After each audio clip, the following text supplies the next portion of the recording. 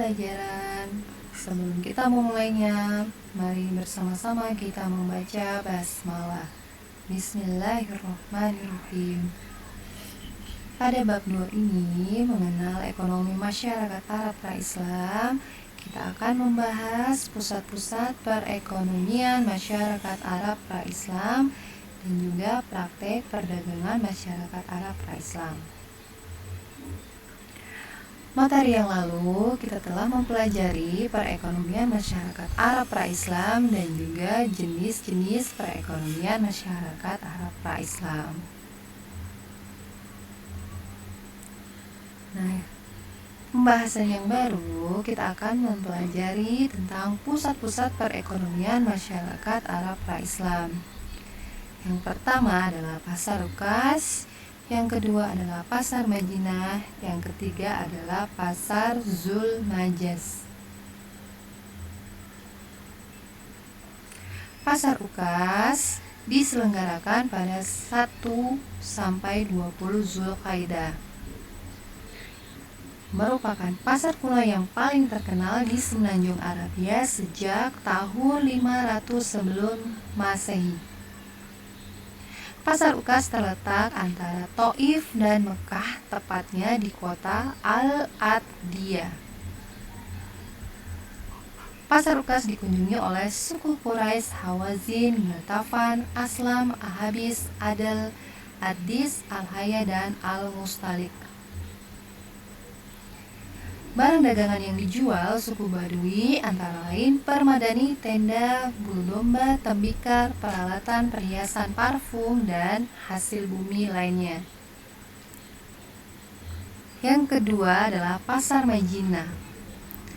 Diselenggarakan pada 20 sampai 30 Zulkaidah. Yang ketiga, Pasar Zul Majas.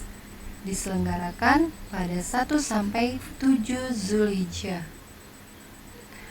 Pasar Zul Majas terletak antara Ukas dan Mekah. Selanjutnya kita akan membahas tentang praktek perdagangan masyarakat Arab pra-Islam.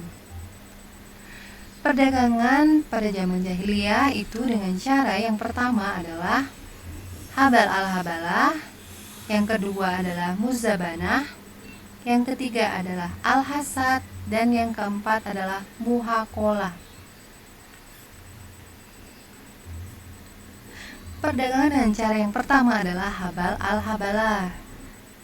Contohnya, seorang membeli seekor unta betina dengan berjanji membayar apabila unta itu melahirkan seekor anak unta jantan atau betina. Rasulullah SAW melarang perdagangan dengan cara ini karena mengandung unsur spekulasi atau untung-untungan. Perdagangan dengan cara muzabanah. Contohnya, menaksir dan menjual buah-buahan yang masih di atas pohon untuk mendapatkan anggur dan kurma kering.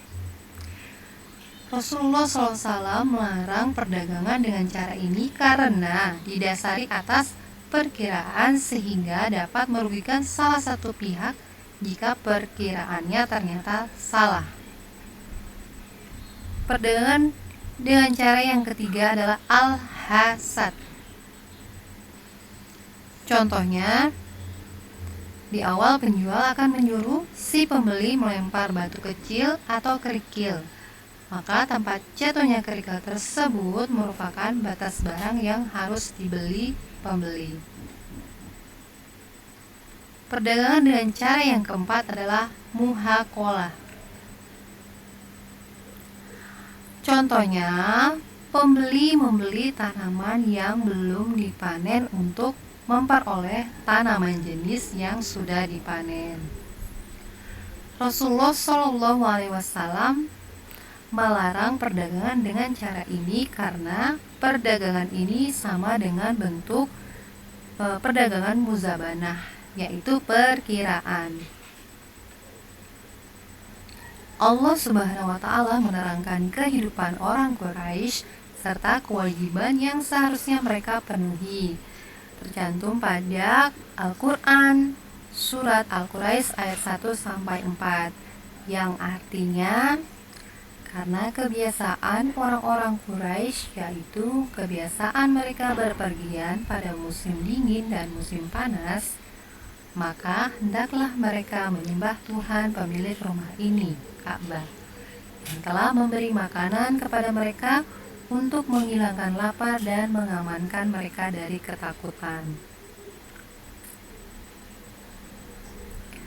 Inti pokok yang terkandung pada Quran surat Al-Quraisy adalah peringatan Allah Subhanahu wa Ta'ala kepada orang-orang Quraisy tentang nikmat-nikmat yang telah diberikan Allah kepada mereka. Karena itu, perintah untuk menyembah Allah semata dan tidak menyekutukannya dengan sesuatu pun. Ya anak-anak, pembahasan kita pada bab 2 telah selesai. Kalau ada yang tidak jelas, kurang dimengerti, bisa ke WA pribadi guru ya untuk bertanya. Tugas hari ini kerjakan pada halaman 28-29 pada buku cetak SKI Salman, soal isian nomor 1-5, soal uraian 1-5, dan autentik 3, yaitu mengidentifikasi data dan fakta. Tugas langsung dikerjakan di buku cetak SKI Salman dan difoto. Ditulis yang rapi ya nak, agar mudah dikoreksi. Atau jawabannya saja langsung diketik di HP kalian, kirim ke WA nomor pribadi Bu Guru ya. Sekian hari ini pembelajarannya, alhamdulillah. Kita ketemu insya Allah minggu depan. Assalamualaikum warahmatullahi wabarakatuh.